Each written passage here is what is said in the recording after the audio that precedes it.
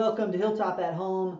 I'm your host David Wise, and for this edition of Hilltop at Home, I want to show you how we at Hilltop incorporate Monte Carlo simulations into our planning discussions. But before you go any further, make sure you pause this video, go on our website, and check out our two-part blog series on Monte Carlo simulations, planning for the uncertainties. Part 1, to better your financial future. Part 2, to make wiser decisions. In part 1, we take you through the nuts and bolts of the Monte Carlo analysis, some context, some history. In part 2, we help you interpret the results and make something of them. And for this video's purposes, I'm going to show you a real-time example of Monte Carlo in action. Let's get into it. First, let's look at a client's plan through the lens of our traditional view. What I have here is a chart of a sample client's lifetime portfolio value based on predetermined assumptions that we set early on in the planning process.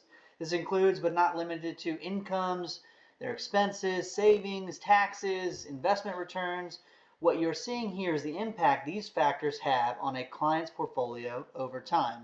For example, in this client's situation, we are seeing their portfolio grow each year as they approach retirement age, 65.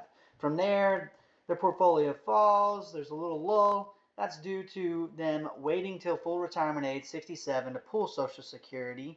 From there, they see modest year-over-year gains in their portfolio until they get into their late 80s and 90s, and the expenses really start to weigh on their plan over that time period given our inflation assumptions.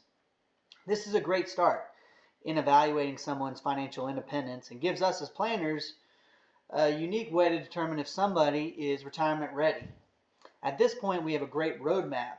We can see the path ahead, but what this doesn't take into account is some of the various challenges that we could see in front of us, like different market conditions. For example, this type of planning is deterministic modeling. This is a fancy word for saying that we are using the same return and inflation assumption year over year.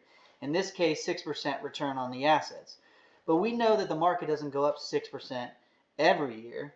It's up 10, it's down 5, it's up 6. We can average 6% over time, but 6% per year every year isn't very realistic. So that's where Monte Carlo simulation comes in. We can take our planning to the next level by stress testing our plans through various market conditions with the Monte Carlo simulation. Now, let's take a look at that. Now, as we look at our sample client's Monte Carlo results, it's important to note that we are going from one view to 1,000. Yes, 1,000. Monte Carlo takes our planned scenario that I described before and runs it through 1,000 test trials, each trial demonstrating a random mix of market and inflation results. A test is considered passing if the trial is left with $1 at age of death. In this case, age 100, as we see in the chart. From this, we get two important outputs that help us guide the discussion. The asset spread chart, which is what we're looking at in front and center, and the probability success rate, which is in the lower bottom of the window. The asset spread chart shows a likely range of portfolio outcomes every year, stripping away the top 20% and the bottom 20% of trials, focusing on the more realistic range based on above average results, average market results, or 50th percentile, and below average results, the 20th percentile. So in this example, our sample client could have at age 65 or retirement anywhere between $2.6 million in portfolio assets and $3.9 million in portfolio assets.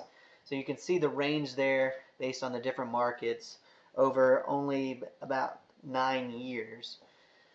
And from here, we can look down below and focus in on the probability of success. 99%, that means 990 of the trials, of the 1,000 trials, passed the test, had $1 at age 100. That's a very solid success rate, and we would say that it's so swell that they may consider doing more with their wealth while they have their health, while they're living. And so we would focus in on potentially looking at strategies where they could retire earlier. For example, retiring at age 62.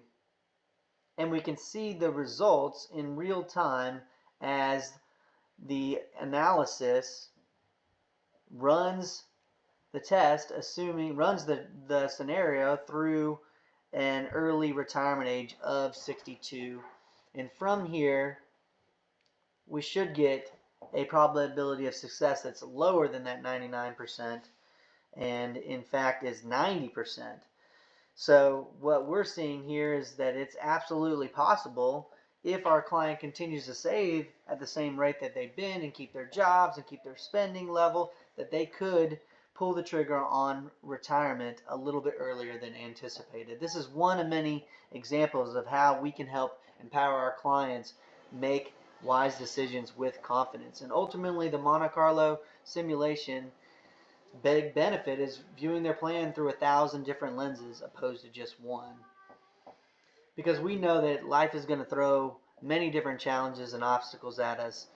So we need to make a plan that can adjust for the unexpected. And that's the beauty of Monte Carlo. As I wrap up, I just want to thank everybody for watching today. If you have questions about Monte Carlo analysis, the results, the output, or planning questions in general, we'd love to serve you in any way possible. Special thanks goes out to those essential workers working long hours away from their families and homes. We salute you. We thank you. And to everybody, stay safe and healthy till next time from Hilltop. We'll see you later.